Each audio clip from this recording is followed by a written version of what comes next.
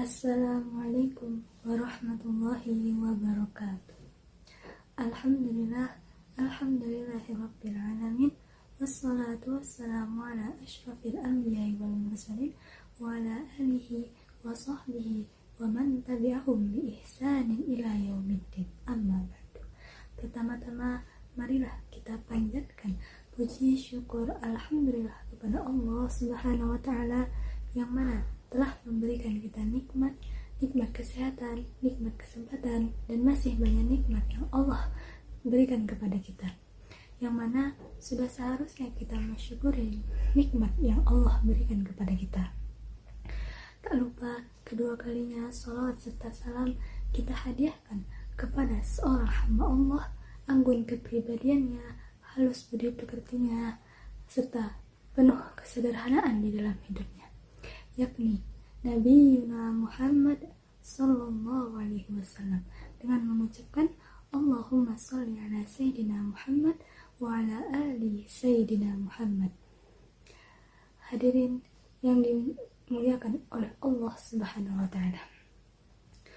Pada kesempatan kali ini izinkan saya menyampaikan sedikit kultum singkat, yaitu tentang menghidupkan salat di tengah kesibukan dunia. Hadirin yang dirahmati oleh Allah Subhanahu wa taala. Kalau kita perhatikan, sekarang ini hidup serba cepat. Semua orang pada sibuk. Ada yang sibuk kerja, ada yang sibuk sekolah, ada yang sibuk jualan online, bahkan ada juga yang sibuk scroll sosial media dari pagi sampai malam. Waktu terasa cepat banget berlalu. Tanpa sadar, hari-hari kita habis oleh urusan dunia. Tapi sayangnya, di tengah semua kesibukan itu, ibadah yang paling penting justru sering dilupakan, yaitu sholat. Banyak di antara kita yang mulai tunda-tunda waktu sholat, bahkan ada juga yang tidak sholat sama sekali, dengan alasan lagi sibuk, lagi capek, belum sempat. Padahal sholat itu bukan sekedar rutinitas teman-teman, tapi sholat itu adalah perintah langsung dari Allah Subhanahu wa ta'ala. Makanya Allah Subhanahu wa taala telah sudah ingatkan kita dalam Al-Qur'an, yaitu Quran surah An-Nisa ayat 103. A'udzu billahi minasyaitonir rajim. Bismillahirrahmanirrahim. Innas salata kanat 'alal mu'minina kitaban mawquta. Yang artinya sesungguhnya salat itu adalah kewajiban yang ditentukan waktunya atas orang-orang yang beriman. Nah, bisa kita ambil kesimpulan bahwasannya waktu sholat itu sudah Allah tetapkan. Kita yang harus menyesuaikan diri. Bukan sebaliknya, tapi kenyataannya sekarang sholat yang harus menyesuaikan jadwal kita. Hadirin yang dirahmati oleh Allah Subhanahu wa ta'ala, coba kita pikir-pikir. Kita bisa nongkrong 2 jam, nonton film 1,5 jam, buka HP 1 jam tanpa berhenti, tapi giliran azan berkumandang malah bilang nanti dulu ya, masih ngerjain ini. Itu bukan karena kita nggak punya waktu, tapi karena hati kita belum menomorsatukan Allah. Padahal sholat itu bukan beban, justru sholat itu tempat kita curhat sama Allah. Waktu kita lagi capek, lagi banyak masalah, sholat itu jadi pelipur lara.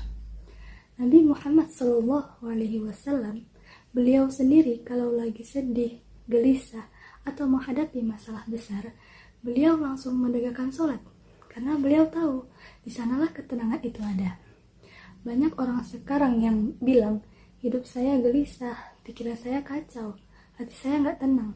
Tapi coba dicek bagaimana hubungan kita sama sholat.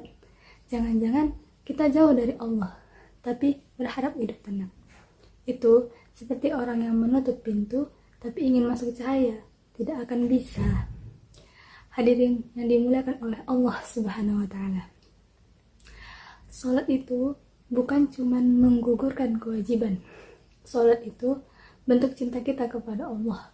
Kalau kita benar-benar cinta sama Allah, pasti kita akan rindu bertemu dengannya 5 kali sehari. Kita akan jaga waktu sholat itu dengan serius, bahkan jadi prioritas utama dalam hidup kita. Mulai sekarang, yuk kita ubah cara pandang kita. Jangan jadikan sholat sebagai rutinitas yang terpaksa, tetapi jadikanlah sholat sebagai momen terbaik dalam sehari. Momen dimana kita bisa tenang, minta ampun, minta petunjuk, bahkan minta segala keinginan kita kepada Allah. Kita boleh sibuk, boleh punya banyak urusan dunia, tapi jangan pernah tinggalkan sholat, karena tanpa sholat hidup ini gak ada arah. Dunia bisa membuat kita lelah, tapi sholatlah yang bisa membuat kita kuat. Mungkin sekian dari saya. Semoga apa yang kita dengar dan renungkan hari ini bisa menambah keimanan kita, memperkuat semangat ibadah kita, dan mendekatkan kita kepada Allah Subhanahu wa Ta'ala. Apabila ada kata yang salah, itu datangnya dari diri saya sendiri. Apabila ada yang benar, itu datangnya dari Allah Subhanahu wa Ta'ala. Saya mohon maaf undur diri.